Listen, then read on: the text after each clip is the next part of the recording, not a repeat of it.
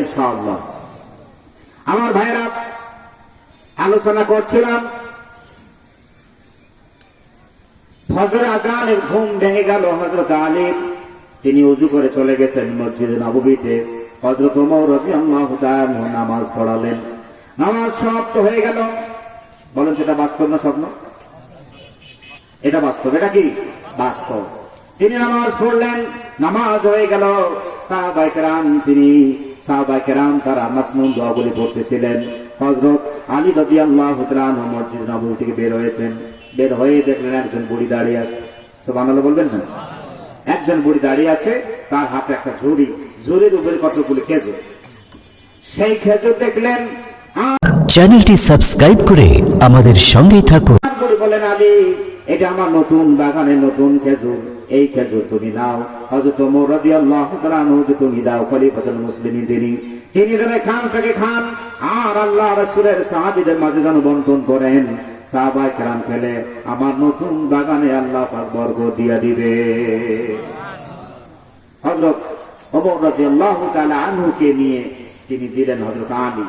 হযরত ওমর রাদিয়াল্লাহু তাআলা আনহু সেখান থেকে একটা তুলে হযরত আলীর মুখে দিয়ে দিলেন। সুবহানাল্লাহ। হযরত আলী সেটি খেতে খেতে বলছেন, জিদনি ইয়া ওমর তামরাতান উখরা, হে ওমর, তুমি আমাকে আরেকটা দাও না, তুমি আমাকে আরেকটা দাও। পরিমাণে অনেক আছে, কম পড়বে না, ভালো জাতের ভালো খেজুর, খেতে ভালো লাগতেছে, তুমি আমাকে আরেকটা দাও। মনোযোগ আছে আপনাদের? আছে মনোযোগ? হযরত ওমর বললেন, লাউ আন্না রাসূলুল্লাহি সাল্লাল্লাহু আলাইহি ওয়াসাল্লাম যাদাক লাজিদনা। ও আলী, স্বপ্নের ভিতরে আল্লাহর হাবিব যদি একটার বেশি খেজুর তোমাকে দিতেন, আমি ওমরও তোমাকে একটার বেশি খেজুর দিয়ে দিতাম। সুবহানাল্লাহ, জোরে বলি সুবহানাল্লাহ। তিনি অবাক হলেন যে স্বপ্ন দেখলাম আমি, আর ওমর বুঝলো কিভাবে?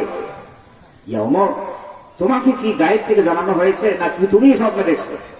তিনি বলেন, আল্লাহি, আল্লাহর কসম, আমি গায়েব থেকেও আমাকে জানানো হয় নাই, আর আমি স্বপ্নেও দেখি নাই। তবে কোন মোমেনের চক্ষু, কর্ণ, নাসিকা, অঙ্গ প্রত্যঙ্গ গুলি যদি আল্লাহ রাব্বুল আলামিনের হয়ে যায়, আল্লাহ সাহায্যেই বান্দা দেখতে পারে। জোরে বল সুবহানাল্লাহ, সুবহানাল্লাহ। হযরত ওমরের মর্যাদা বাড়লো কেমনে? এই কোরআনের কাশ লাগছে তার গায়ে, কোরআনের কাশ লাগছে গায়ে। কোরআন হচ্ছে একটি পরশ পাথর। উতার কার গারে হেরাসে সুয়ে কওম আয়া। আমাদের শহীদ আল্লামা সাঈদ রাহিমাহুল্লাহ, সুবহানাল্লাহ। আল্লাহ তার কবরটাকে জান্নাতের বাগান বানান, বলেন আমিন। নাওয়ারাল্লাহু মারকাদাহু, আল্লাহ পাক তার কবরটাকে নূর দিয়ে আলোকিত করেন, বলেন আমিন। 50টা বছর কোরআনের পাখি, কোরআনের ক্ষেত্রে কবরে আল্লাহ পাক কোরআনকে তার জন্য যেন সাথী বানায় দেয়, বলেন আমিন। উতার কারগারে হেরাসে সুয়ে কওম আয়া, और एक नस्खाए किमिया सतलाया।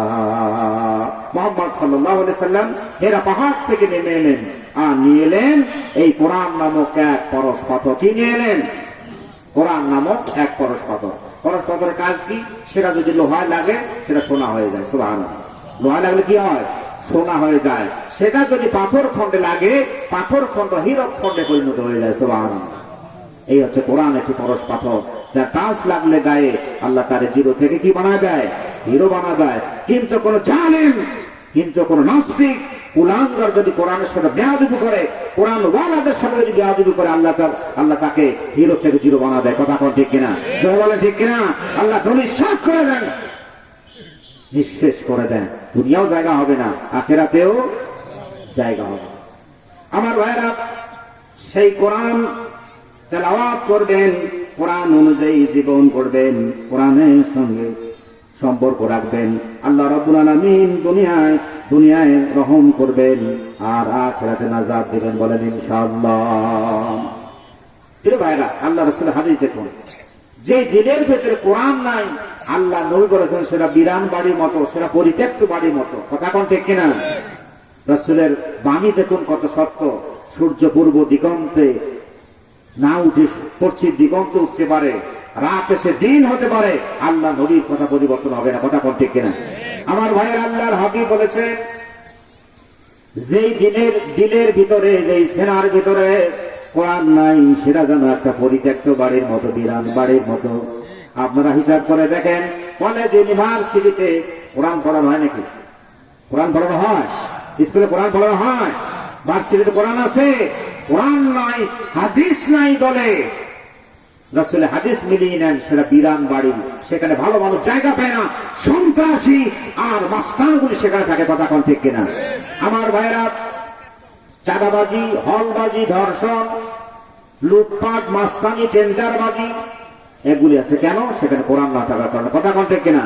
আলহামদুলিল্লাহ, সামনে দিন আসতেছে, বাধ্যতামূলক স্কুলে কোরআন শেখানো হবে ইনশাআল্লাহ। বলি ইনশাআল্লাহ।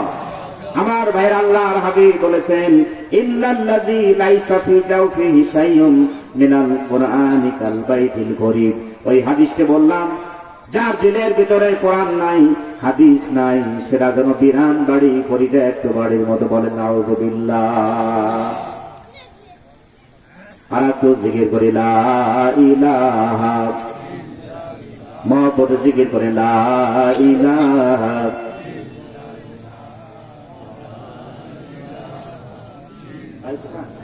জোরে জোরে জিকির করে লা ইলাহা।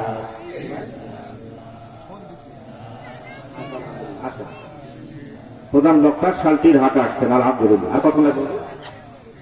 10 মিনিট। আলহামদুলিল্লাহ কোন? জোরে কোন আলহামদুলিল্লাহ।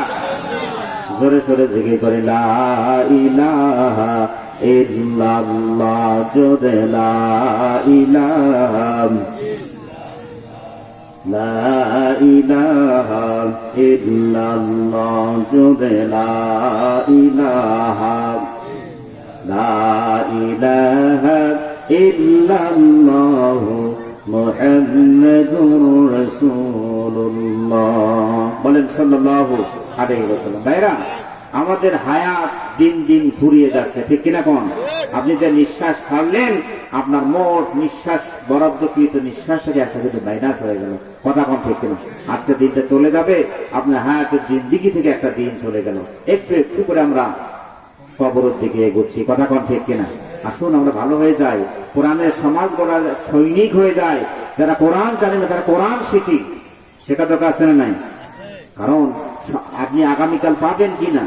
এই যে ঘুমালেন, জাগলে আগামীকাল, না জাগলে কি পরকাল, না জাগলে পরকাল।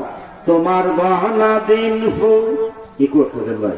তোমার গহনা দিন ফু রাহিয়া যাবে, তোমার গহনা দিন ফু রাহিয়া যাবে, যৌবনে লাগবে ভাসি। ওই যে দেখো ডাকিতেছে তোমায় কবরের মাটি। কথা কোন ঠিক না? তোমার গহনা দিন ফু রাহিয়া যাবে, যৌবনে লাগবে ভাসি। ওই যে দেখো ডাকিতেছে তোমায় কবরের মাটি। ওই যে দেখো ডাকিতেছে তোমায় কবরের মাটি। সন্ধ্যার আগে যেদিন ডুবিবে বেলা, এক পলকে ভেঙে যাবে তোমার মেলা। কথা বল ঠিক না? সন্ধ্যার আগে যেদিন ডুবিবে বেলা, এক পলকে ভেঙে যাবে তোমার মেলা।